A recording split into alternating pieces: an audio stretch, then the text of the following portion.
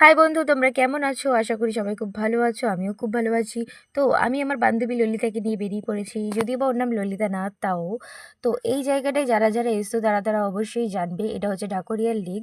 আর এটাকে বলা হয় ঠাকুরের মিউজিয়াম এলাকা। তো এই নামটা আমিই দিলাম।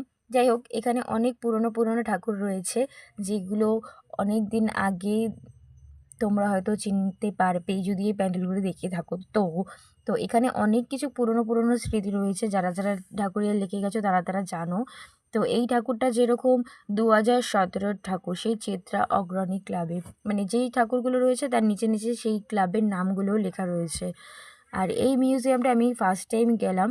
আমি এর আগে অনেকবার লেকে গেছি, বাট এই জায়গাটা কোনো দিনও যেতে পারিনি।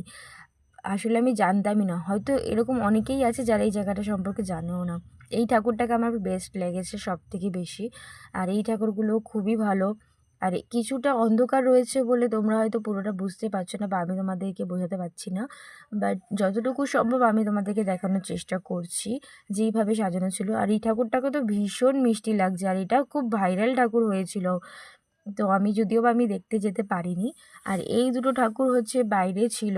তো এটা যেহেতু অন্ধকারই ছিল, তাই এইভাবেই একটু দেখে ম্যানেজ করে নাও। আর এই জায়গাটা কোথায়, তোমরা একটু পরে এই টাওয়ারটা দেখলে বুঝতে পারবে।